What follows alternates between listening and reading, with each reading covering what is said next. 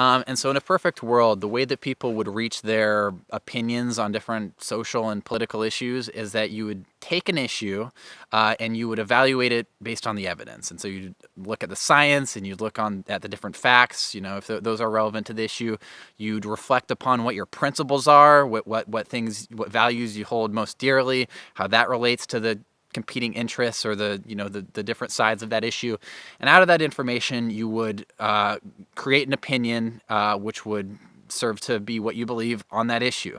And then what you do is you take another issue and you do the same thing. And insofar as those two issues are not related, the conclusion that you reach from issue A would not really be correlated with the conclusion you reach from issue B, meaning that just because you know what somebody believes on this issue doesn't mean that this totally unrelated issue, you can have a very educated guess about what they probably believe on that as well.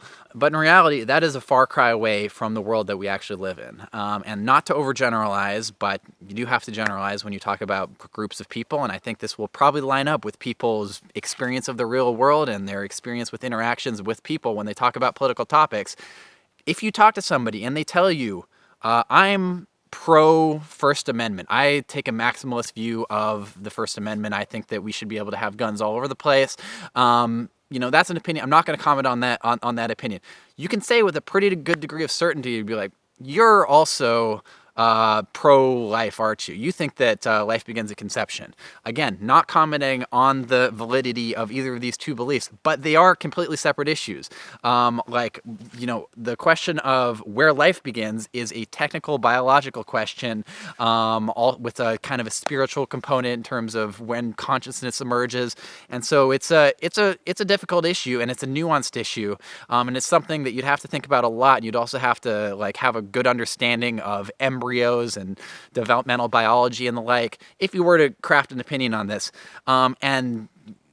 Similarly, to have a strong opinion on what the First Amendment, you'd have to do your research on the Founding Fathers and the Constitutional Convention. You probably should read Madison's notes, and you should read different legal interpretations of jurisprudence relating to First Amendment issues and what the distinction is between a militia versus individual rights for that. People do not do that. They have the opinion because this is what the right-wing opinion is. So we believe this on guns, we believe this on abortion. And you could say the same thing with the pro-life and anti-gun people as well. Usually it's not an in-depth research enterprise that they've embarked on as much as it is a reflexive adoption of the beliefs of the people within their orbit as well as the news around them. You could say this for issue after issue. And so if somebody tells me, they're like, I think hashtag Oscars are too white. I could say with a pretty good degree of certainty, do you,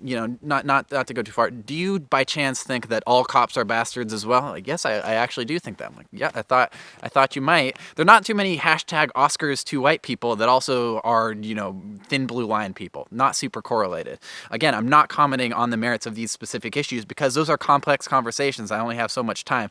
My point is that these things shouldn't be related like that. Like if you talk to somebody, they're like, I believe, wholeheartedly that the book of Revelations is about to happen and the rapture and the angels are going to be dumping bowls of death into the oceans and killing all of sea life. It's actually an insane book if you want to read it.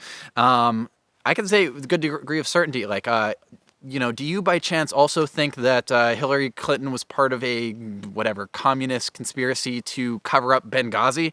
Like, oh yeah, no, that's something that I would tend to believe as well.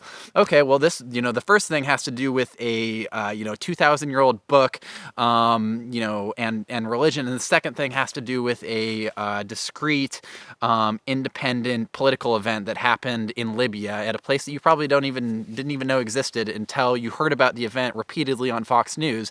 And I know what both your opinions are just by hearing the first one. And if you do this on issue after issue, as people know from their own lived experience, and the reason for it, I think are again, like most things, complex and nuanced. But the primary ones being, or one of the main ones being that the media atmosphere and the news atmosphere has grown in a way since the 90s with the rise of right-wing radio, and then followed in the same footsteps by MSNBC and left-wing media as well, to be appealing to people who agree with you. So it's not so much that they're trying to reach a broad audience of across the political spectrum, but rather Fox News is like, hey, we're going to, lock down the conservative demographic over 60, and we're going to, get them riled up and engaged so that they watch more, and we're going to lock down that demographic, and that's going to be our way to go. And MSNBC does the same thing. And so again, there was a recent poll, 95% of New York Times readers liberal. 93% of Fox viewers conservative. Similar trends for MSNBC and other news outlets as well. And when that happens all the time, those people all believe the same things. And nuance is not super helpful because, they'll get pushback and the people will change the channels, and the advertisers want people that are angry and engaged in the same way that Facebook wants people angry and engaged so they engage more and they can sell more advertisements, and that's become their business model.